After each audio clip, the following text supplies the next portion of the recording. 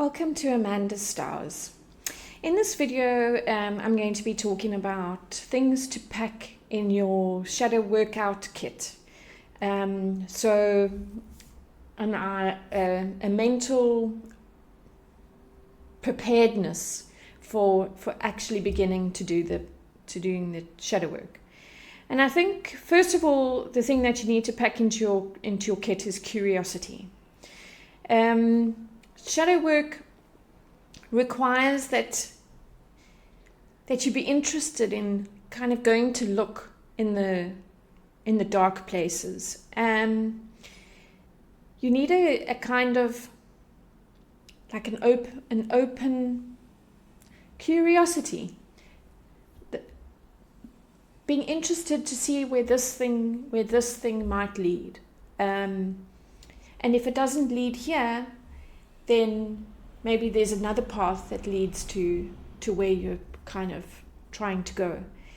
I suppose coupled with that curiosity, there might also be courage, because many of us are scared of the dark, and of course that's where shadow aspects live, is in the dark. So we need to bring curiosity and courage. We might find monsters there, but for certain, if we have our courage with us, then our curiosity can lead us all the way into the dark.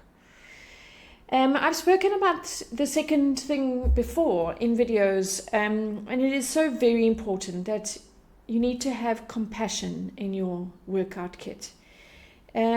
Compassion for yourself, most of all. Perhaps you will need a little bit of compassion for the people that are in your stories, the stories that you'll uncover and discover. But compassion is so very important, because often the things that are in the shadows, or the things that we project onto other people, are things that we don't necessarily like. I mean, just for example, being a chronic interrupter, we don't like that we interrupt other people. It's impolite, and as you know, when you're interrupted chronically, that it's quite hard to get an idea out if you're interrupting. It's very hard to listen if you're interrupting. We don't like to be interrupters. We don't like to be procrastinators. We don't like to be controlling, for example. But we have developed all of these things in the shadow to protect ourselves. We were, as I've said before, we begin to develop our shadow in childhood, when the only way for us to protect ourselves is through psychological mechanisms. And so the shadow is, we are conditioned and taught to kind of love this aspect of ourselves and not to love that aspect of ourselves. So in order for the light to enter, we need to be kind and compassionate with ourselves. I have mentioned before, you can't hope that the scared child inside of you is going to come out of the dark if you are shouting. The third thing that you might want to pack in your shadow workout kit is patience, because I've talked about this before also. Shadow work is not an instant mechanism. It begins with an instant flash of light, but that sort of indicates where the work has to begin, because the work of integration requires patience. It requires that we're not going to be perfect on the first time we try not to interrupt somebody.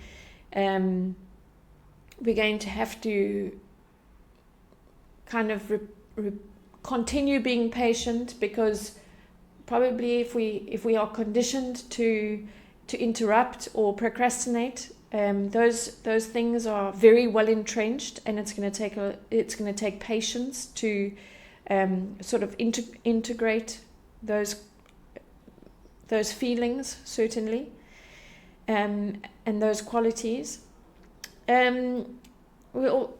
Sort of goes hand in hand with patience is persistence. So the persistence to bring awareness to every time you're about to interrupt, or the persistence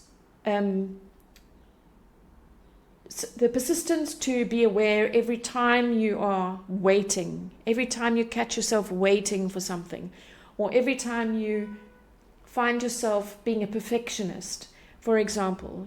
And every time that persistence needs to enter, every time you need reminding of why you developed the need to be perfect, or why you developed the need to kind of constantly wait. And then finally, the things to pack into your shadow workout kit, probably most important, are the supporting practices. And when I say supporting practices, I mean many things. So one of those things is a way to move your body. And perhaps if you have already developed a practice of doing exercise, you can lean heavily on that practice. If you don't already have a means to do exercise, it's very necessary to develop one, because as your awareness of yourself increases, the energy that is released will move through your body, and you want to help it move through your body. You don't want for that energy to kind of make a camp somewhere in your body. So some means to keep your body moving, whether it's yoga or going for a walk, or going for a run, working off, even just in the privacy of your own home, shaking it off. If you might find through doing shadow work exploration that you feel frustrated, or you feel angry, and then it's really worthwhile to kind of perhaps shake it or stomp it out. You could go stomping up and down the passageway in your house. Another practice to really support yourself is to eat well. And when I say eat well, I mean eat highly nutritious food, and take care in making it, and take care also in eating it. So don't eat on the run. Don't eat junk that you picked up at a convenience store. Really think to yourself, you're putting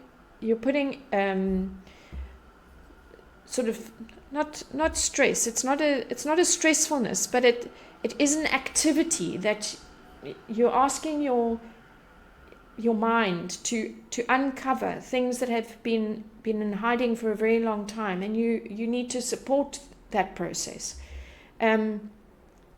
Meditation is a lovely way to support the process of living, really, but also most particularly when you're doing shadow work.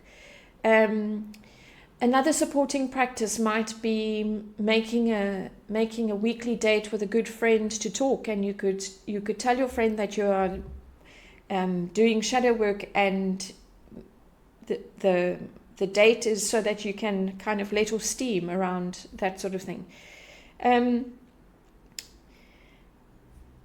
There's a lovely practice.